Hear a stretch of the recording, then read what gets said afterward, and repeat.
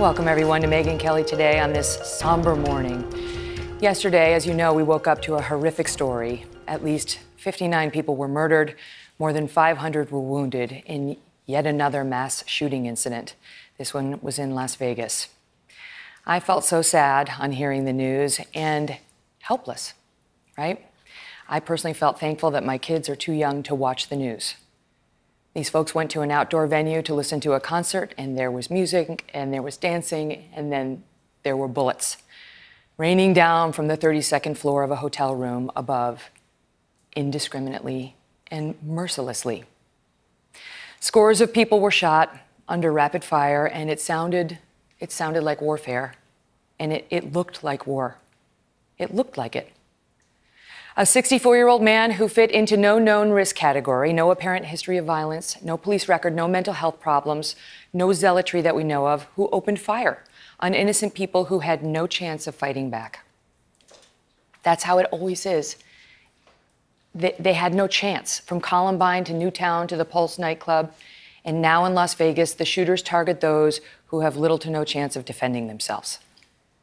I have been watching as the victims' names come in, and they are people just like you and me. Sandra Casey, a special ed teacher. Nisha Tonks, a mother of 3 children. Sonny Melton, a 29-year-old nurse who saved his wife's life before losing his own.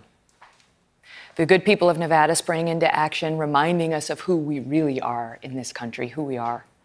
The police who confronted the danger head on, the medical staff at the hospitals who kept the OR doors open day and night, the regular folks who donated water and supplies and waited in line for hours to donate blood. And now we inevitably struggle in vain to make sense of it all, trying to rationalize an irrational act. I think we feel like finding the motive will help us understand better and will help us feel like the next one may be preventable if we could only understand this one. But the truth is we never really change anything after these situations, do we? And the mass murders keep coming. They keep coming, and they come and they come over and over again. So many now that we stop and we say, oh God, when we see it, and then we move on. Perhaps a little too quickly. So I do feel helpless in these times. Do you? The mental health laws are not going to change, and we know it. The gun laws? Right. And even if they did change, you would still get people like this guy, and we know it. From the look of things, this is a guy who was a lone shooter, no history of violence, no record, no red flags, no anything. No anything in this case, not yet anyway. A retired accountant who had a girlfriend who was supposedly happy, who one day decided to murder a group of innocent people here in the land of the free. So how exactly do we make sense of that? Tom Brokaw is going to be here in a moment, and I'm going to ask him those questions, and we have a panel of experts here today, and I want to get your thoughts on it too, and how you're feeling and how we're supposed to process this.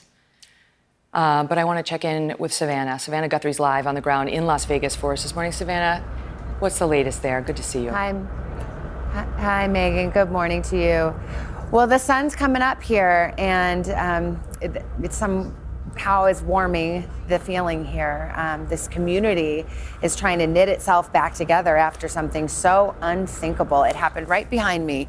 You can see the Mandalay Bay Hotel, and then just under it, you can see where the concert stage is still there. And this street where I'm standing 24 hours ago was full of people who had been running for their lives. I was so struck. I read a quote in the newspaper from one of the country singers who played here, who said, you know, there I am, I'm running for my life, but nobody knew where the shots were coming from. And so it was a matter of trying to make the right decision. Which way to go? Do I go left or right? And I don't know which way is the right choice. And I think just imagining that trauma and imagining what people have gone through, it's really more than our hearts can bear. And as you said, the good people of Las Vegas and Nevada have really shown themselves to be so generous and so caring and so loving. There were lines here blocks and blocks and blocks, hours long to give blood. Already there's been a GoFundMe page set up. More than $2 million has been raised to help victims, the people with the different expenses that they're encountering now. So this is a place that is healing, but that healing's going to take a really long time, Megyn. Yep. And this morning on your show, there was a reunion, Savannah, of two men. Tell us about it. Yes, I mean, talk about trying to see something good in the midst of so much dark. These two gentlemen will do that. They never knew each other before Sunday night. And Tom, who is the one on the right in the glasses, was shot as he had just helped his wife over a fence here, actually, and then he himself was shot. And he says he was bleeding out. He knows in his heart, he thinks he would not have made it. And then the gentleman you see on the left, James, just stopped, tied up the tourniquet. He actually has military experience and spent many years in our military. And a truck came along and they kind of jumped in the back and went to the hospital, and they had not seen each other since. And they met right there, and it was really a moment and for both of them. And I think both of them wanted to be there and have that moment and share it with each other and share it with everybody for the reason that I mentioned. We want to show the world this is who we really are. This is what we're really about. This is really what good looks like. And there was a lot of good in the midst of all this heartache and sadness. It was a moment for them, and it was a moment for us too. Thank you so much, Savannah Guthrie. Joining me now is NBC News special correspondent Tom Brokaw. Tom, good to see you this morning. So nothing ever happens. Nothing ever happens. You know, we don't change the mental health system. We don't change any laws. We sigh and we express our sadness, and then we move on. And there's a question about whether anything can be done to stop evil in a free society.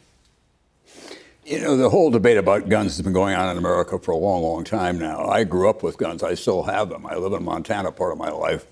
And it's been an important part of my life from a sporting point of view. And most of the people out there I know have weapons as well.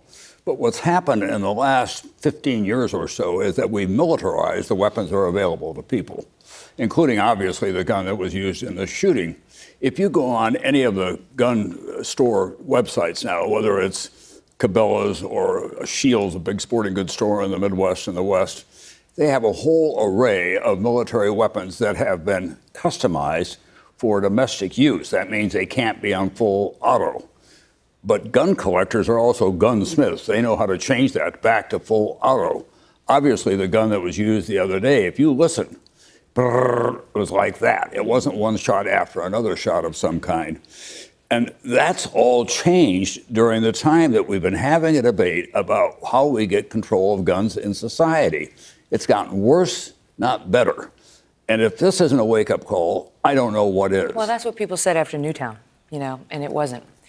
But the other side will say, look what happened in Boston. You know, we've got Jeff Bowman here today who lost both of his legs in the Boston Marathon bombing. And look what happened in Nice, where a truck was used to mow down and kill 86 people. I don't know. You've seen so many things. You've been in actual war zones. Do you feel like things are getting worse in this country? There's been a coarsening, or is it just that we draw more attention to it now? Well, I don't know what comes first in this case, whether the automatic weapons that were legalized in effect then caused more people to shoot more people because they had more capacity, or were they the kind of first offense? You know, the NRA likes to say the best way to stop a man with a gun is another man with a gun. Well, that's kind of a cover, it seems to me. If this were happening, for example, in the last 24 hours in a place like Somalia or Yemen or in one of the Middle Eastern states, we'd all be saying, my God, how uncivilized, how can they be to shoot 59 people and a toll will go up. It happened in what is supposed to be the apogee of civilization. This country, a country that was built on the rule of law. We have people come from all over the world here and seeking not only freedom, but the aspirations that we've all enjoyed. And this is a terrible blight on our time. I never expected in my career as a correspondent that at this stage in our lives, this is what we would be talking about. That veneer of civility can be very thin, right? It can be very thin when you have You have a man determined in a free society to unleash hell. Hello, Today fans. Thanks for checking out our YouTube channel. Subscribe by clicking that button down there and click on any of the videos over here to watch the latest interviews, show highlights, and digital exclusives.